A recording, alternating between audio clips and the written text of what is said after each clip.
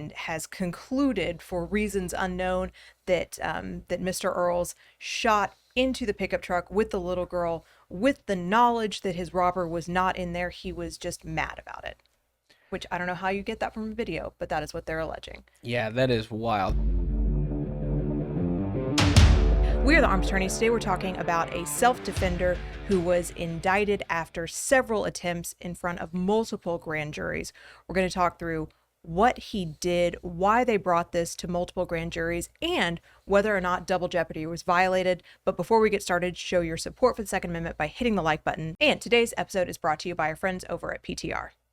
Proven design, trusted quality, refined engineering, and proudly American. PTR Industries has been crafting legends for over a decade and a half, and it shows in everything it manufactures. A great example is their roller lock system, which uses cutting-edge technology and unparalleled craftsmanship and yields products you can trust. Made here in the USA and an industry leader, PTR has you covered. They even have vintage military surplus. PTR Industries is a new sponsor and has some incredible offers. Visit them at ptr-us.com today. Now, this was a high-profile case out of Houston, Harris County, where we had a man who was being robbed at an ATM. A robber obtained cash, was fleeing, and in the flight from the robbery, shot towards robber and tragically struck an innocent bystander, a 9-year-old girl. She tragically lost her life, and it raised a lot of different issues when it comes to, self-defense. And, can he claim self-defense? When it comes to, the girl who lost her life, which is, heartbreaking, absolute heartbreaking. I don't think anybody's going to say that it's not. No. But, we find ourselves in the kind of different scenarios that I think of are, if you're in a school or if you're in a church and you find yourself in one of these kind of crowded scenarios where you have to stop an attacker, and there's this chance that somebody else might get hurt. I think this is one of those things where I think there's a lot to learn here. There is a lot to learn. So I guess we have sort of two separate issues here, which is, did the self-defense law, before we even start talking about what the prosecutor's office did to him afterwards, which is the main point here. Yeah. But did the self-defense law in Texas protect his actions potentially?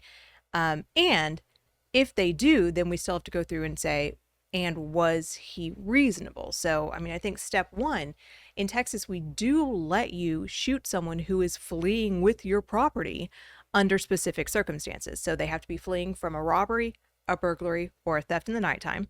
That's one of these things. And they have to be fleeing with property that cannot be recovered by other means.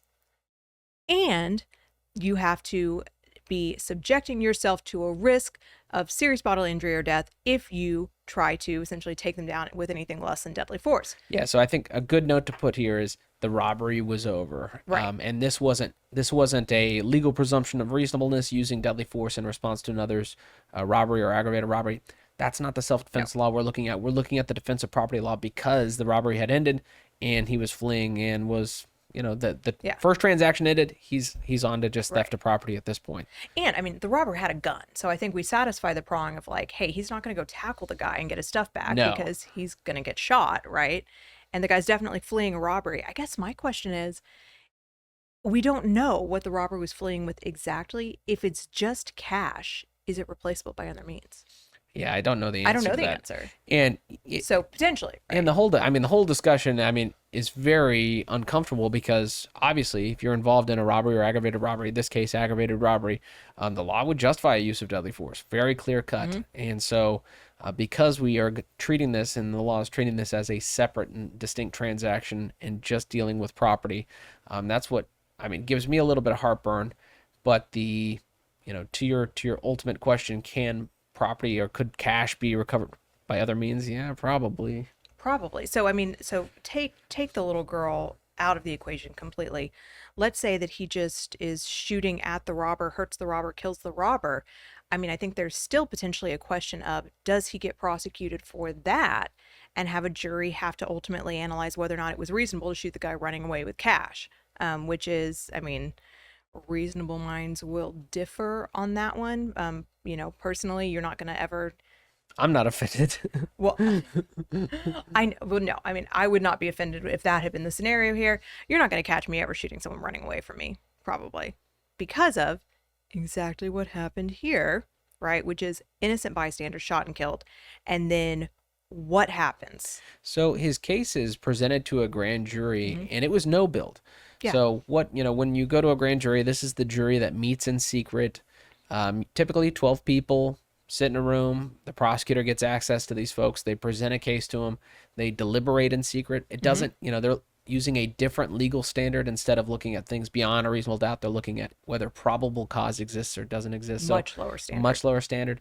And then they don't have to be unanimous. It just, in Texas, for example, it only takes 9 of the 12 to say, we think probable cause exists to indict somebody. So generally a rubber stamp process, but he was no billed one time. Yeah. But the prosecutor's office wasn't satisfied. They were not. So, and just, just by way of, I guess, brief explanation, although it is generally the internal policy of many DA's offices to only go for a reindictment with another grand jury if they have discovered additional evidence, actually is not required by law. And because there's no statute of limitations on murder, potentially they could just represent this to each new grand jury that comes in, which they normally come in quarterly new? Yeah, every county is different. I mean, Harris Yeah. County has I think several it's grand juries going at any on. given time. Yeah, at any and given then time. I think they switch them out quarterly. But so they could just keep doing that ad infinitum until they finally find one who's willing to indict, because there is no statute of limitations on murder. But what they did is that they alleged, essentially, they've got this firearms expert from the FBI who viewed the video and has concluded, for reasons unknown, that that Mr. Earls shot into the pickup truck with the little girl with the knowledge that his robber was not in there. He was just mad about it, which I don't know how you get that from a video, but that is what they're alleging. Yeah, that is wild. But I guess new evidence, right? New evidence. You got right? an armchair quarterback coming in and saying exactly what was in the mind of another person based off of a video. That's crazy to me. I think it's a good reminder for the people watching that this is happening in large part due to the politics of Harris County, which are very blue and very anti-gun. So if you live in a place like that, you are always on the hook for something like this. And B, a little girl is dead, right? So there's family uproar, there's media uproar, and that, even if the politics are on your side, something like that can always push these elected officials to do something like this, to try to find a crime where there might not be one, because politically it is the most expedient thing to do.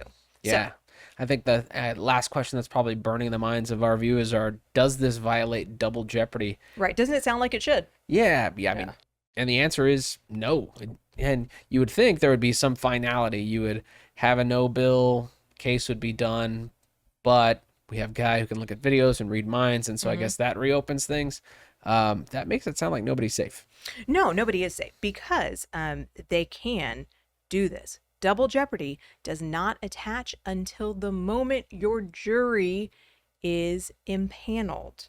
Your trial jury. Your trial jury, right? Not this little grand jury. So they can take you to grand jury over and over and over again until the day you die, because the crime alleged is murder.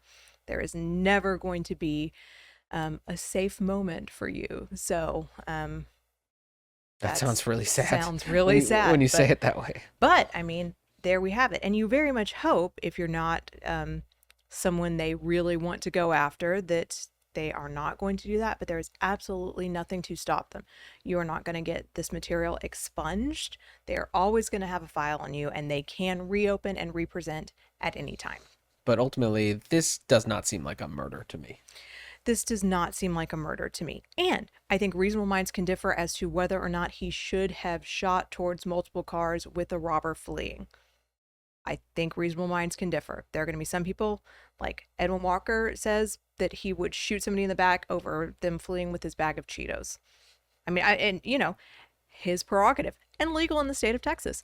But like I said, me personally, that's probably not a decision I make. So reasonable minds can differ, but I think almost all reasonable minds are going to say this wasn't a murder, right? Yeah. Worst case scenario, manslaughter.